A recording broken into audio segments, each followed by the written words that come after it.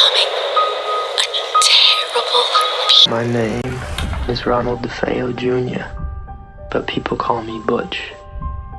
This is my family, and this is our house. Butch is not the devil. He's our son. I can't eat. I can't sleep.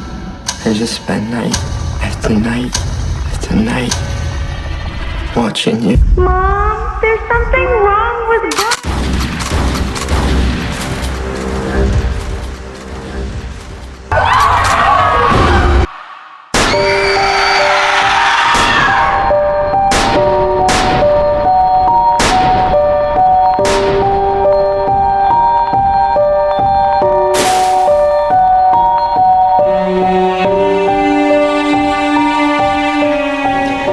Okay, we ready?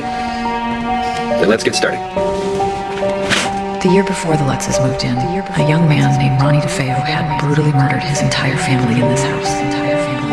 We'd hoped to discover if the killings had been motivated purely by anger, or if, as Ronnie DeFeo testified in court, he had been under the influence of something demonic.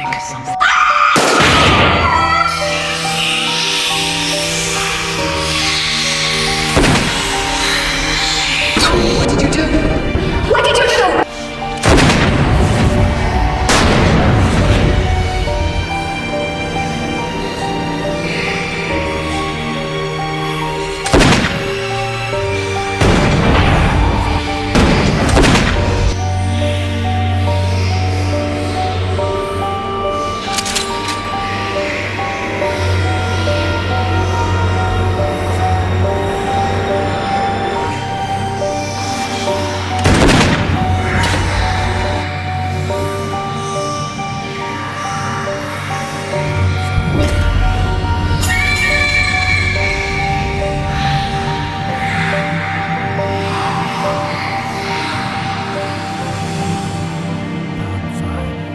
Six people were killed in an awful mass murder. I know it's got to be awful in a small town on Long Island. The town's called Amityville.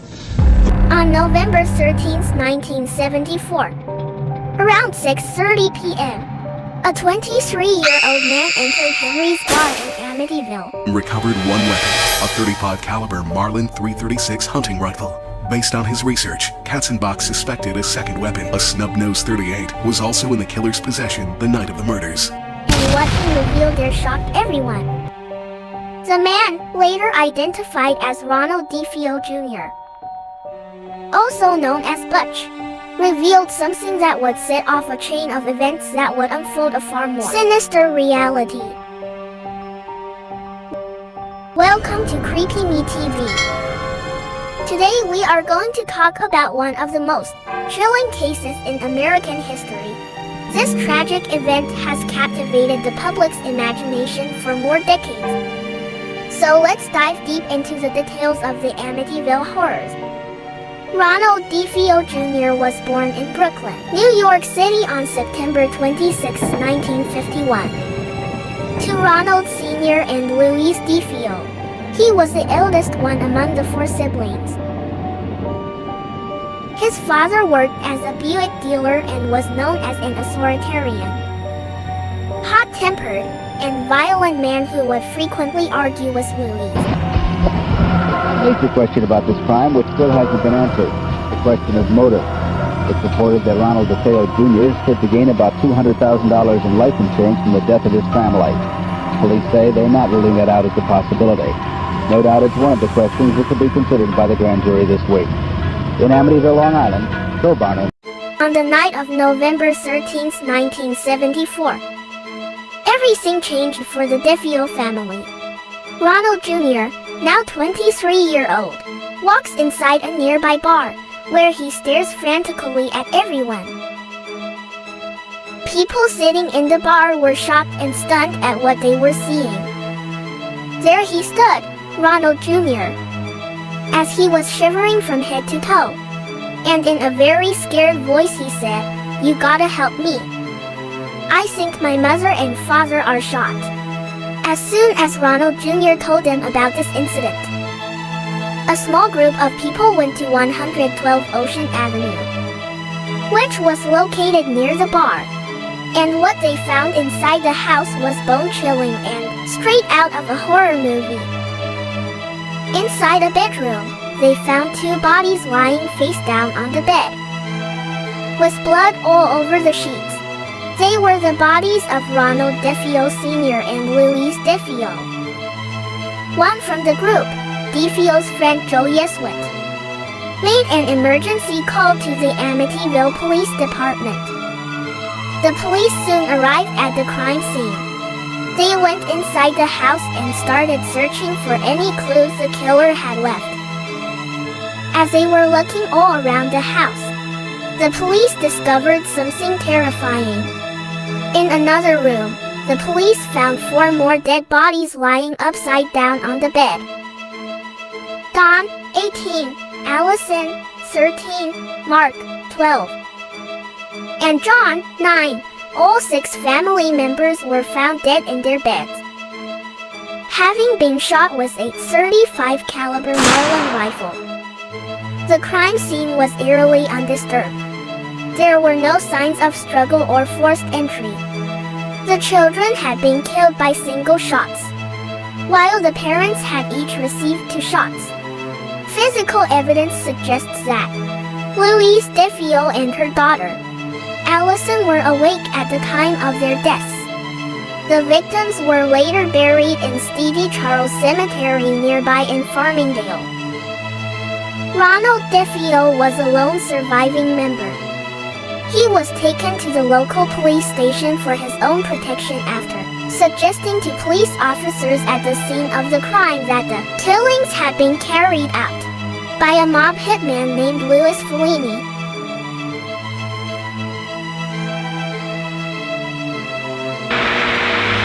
No suspect of this time. We have no indication of the motive of this time.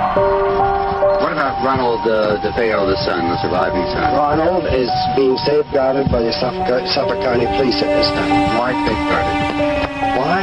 Because there's 6 members of the family dead, and we don't know why, and he's the sole remaining member. Is he also a suspect? He's not a suspect of this time. However, an interview at the station exposed serious inconsistencies in his version of events. Fellini, the alleged hitman, had an alibi proving that he was out of state the time of the killings. As the investigation unfolded, it became clear that Ronald DeFeo Jr. was not the innocent victim he initially portrayed himself to be. His story quickly unraveled under police interrogation. And on November 14, 1974, the day after the massacre, Ronald confessed to the murders, admitting he had killed his family in a fit of rage. Ronald claimed that he would hear voices in the house urging him to kill his family. You would kill them. A detail that would later become a focal point for supernatural speculation. Ronald Jr. told detectives, "Once I started, I just couldn't stop. Went so fast." He admitted that he had taken a bath and redressed, and detailed where he had discarded crucial evidence, such as blood-stained clothes, the Marlin rifle, and cartridges. According to Ronald, he later put the murder weapon and the blood-stained clothes inside a pillowcase, which he later casted inside a Brooklyn storm drain. He then went to work at the Buick dealership, hauled his home several times. DeFeo Jr. claimed in court that he was possessed by a demon while committing the murders and that he acted in self-defense, as he had heard his family's voices plotting against him.